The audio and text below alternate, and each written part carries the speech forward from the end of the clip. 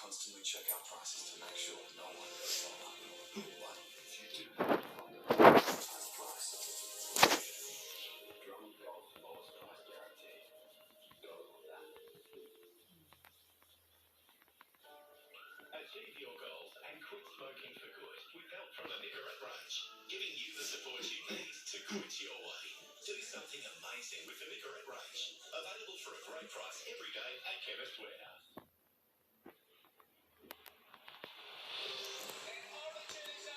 That's coming in soon.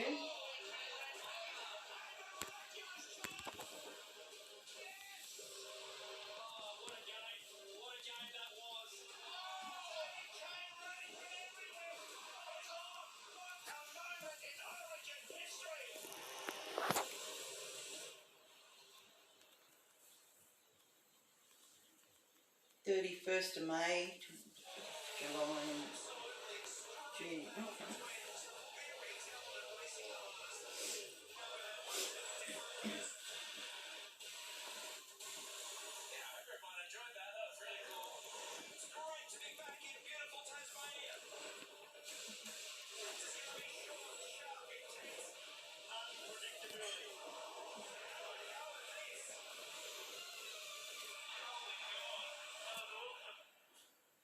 Get behind the wheel with an AC/DC legend. As you test drive some of the most iconic cars ever built. Cars that rock with Brian Johnson. New series Wednesday 7:30 on A&E or watch on demand.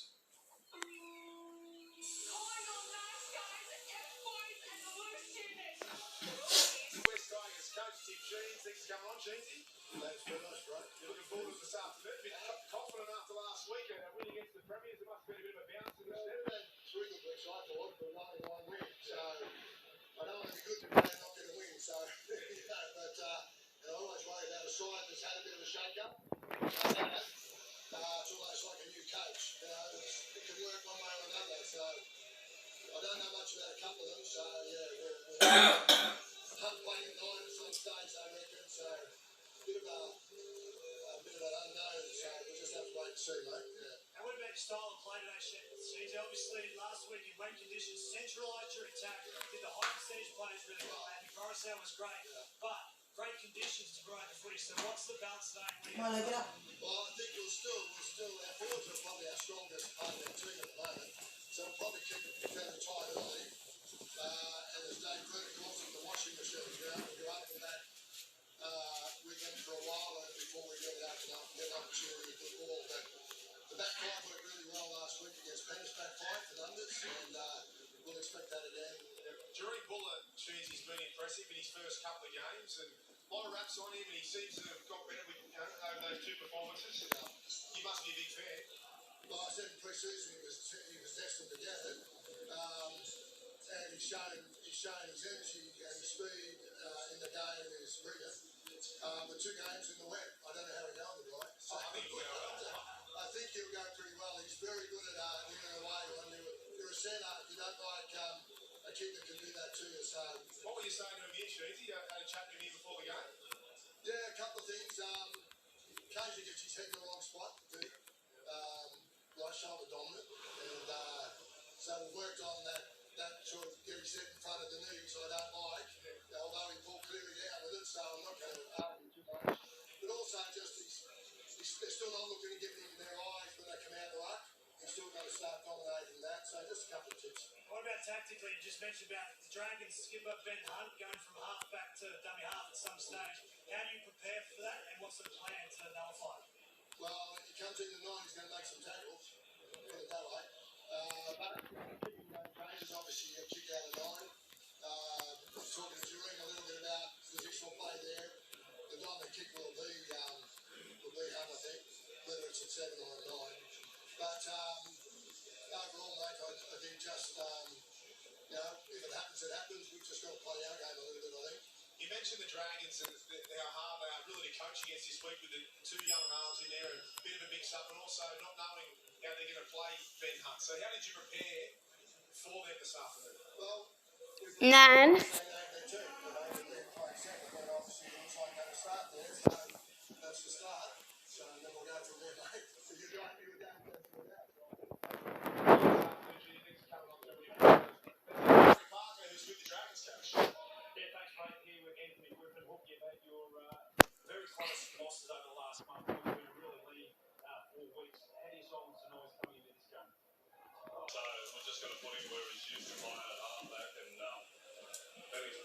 pretty big games for Queensland. I suppose you're going to get up here.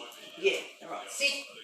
Sit. Right. Over the last month, You've got to learn to be good, or you get another smack on your bum, and next time, your bum will be glowing, okay? throughout the game that you can counteract today. Yeah, obviously, because it's frustrating, but that's Lay down. they've been building a lot of good periods in the game. It's just about owning the game, for 80 minutes. A couple of things, bounces the ball and those things, they're not excuses, but we've just got to get past them today. And the Tigers, they've had their fair share of criticism over the last few years. We found a victory last week against the reigning premiers. Where do you see their strengths? Obviously, Happy Coruscant's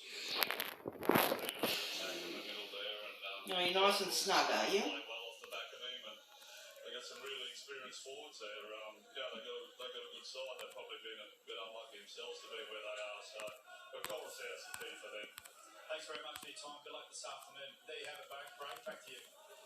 The big game coming up, and the Nicorette key matchup is actually Buller taking on Sloan, the two young gun fullbacks. And if whoever gets the better one this afternoon may have an impact on the result. Yeah, very exciting matchup. Both young players, very raw. Buller played 2 games, and Sloan only 21 games in his career. And the fact is, they can both sort of break open a game with a run. Really energetic, great support players. The other part to it is there's a little bit more work ethic in Buller in his 2 games. He averages 17 runs, where Sloan's only got 10. But we saw what Sloan could do on Anzac Day. With those 10 runs, he hits the scoreboard. So I think that's the point of difference. And the challenge for Sloan, like you said, Anzac Day, he was invincible in that second half, and we saw him at his best, which we all want to see more often. But then the following week against the Bulldogs, he was nowhere near it. So consistency at the top level for a young player like himself, that's where he needs to improve. Yeah, he's a smooth mover, as you see from these highlights. Once he gets through the backfield or anticipates an offload, it's almost impossible to stop. On the other side of the field, Buller's been doing some tough stuff. Some try-saving tackle on Cleary, some really good high ball catches. So interesting to see. I think the forward pack determines which fullback wins this, because if the fullback get front foot football, then I think they play their strengths. Simon Bull there, you mentioned tough for a young guy now in his second, now third game this afternoon to be tough. He come up with that big play like he did against Cleary. It ended up being a Tigers, but this man, slow.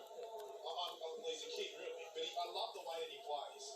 And you see so much potential in him, and you can see that he can pretty much change this team. That's a new top. He's just got to get his hands on the ball more. Yeah, there's no doubt. The fact that he likes to move to that right-hand side, engage Moses Sully in the contest is a big part of his game. But the other part too, now Ben Hunt moves the dummy half. Where does Tyrell Sloan move? Does he combo up with a Murray on the other side of the field? So that's an interesting part. He wants Sloan in and Rick on saying, watch Ben Hunt. Stay around the middle third of the field. Once he gets a quick play the ball, you're the support player for Ben Hunt to maybe get to that field. All right, Corey Parker's made himself back to the panel. Long walk there for the coach. Now, Sloan, what's your take on him? What do you want to see out of him this afternoon? Well, first and foremost, I think we'll go back a couple of weeks to that Anzac game, particularly that second half, where he nearly dead set pulled him out of the fire just by getting on the ball, in and around the ruck, sniffing off a quick play of the ball, any sort of momentum, but just backing his own.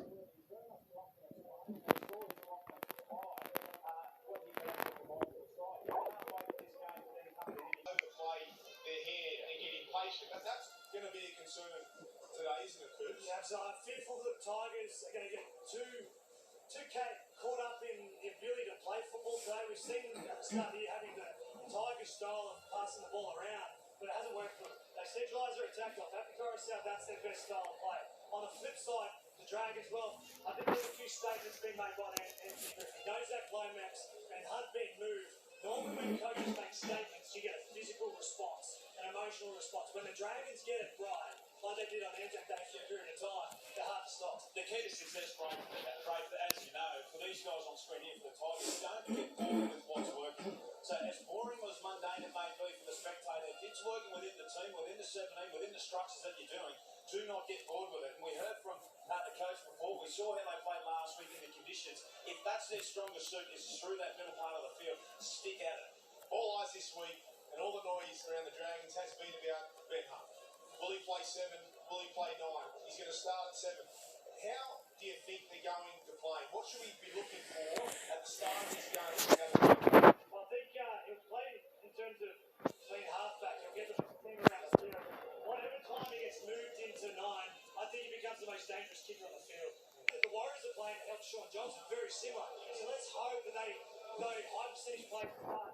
That's good Brooks coming to the game. Because if they start sticking the ball in these critical conditions, it might be another poor performance. Yeah, Luke Brooks just needs to get on the front foot early, just needs to get up over the advantage line, buzz around his middle forwards, because that's the hurt from Tim Sheens. That's where they're going to play. Their forwards are their strength, and off the back of that, take your opportunities. Who wins and why? I think the Dragons do. I think the Tigers might get caught up in the good weather football and start promoting the football, but an emotional response from the Dragons, that's when they're at their best, and I think the Dragons win. Yeah, I want to go with Coops and say the Dragons. When the Dragons have played well, it's been off the back of their physicality. It's a great afternoon here. I think they're going to start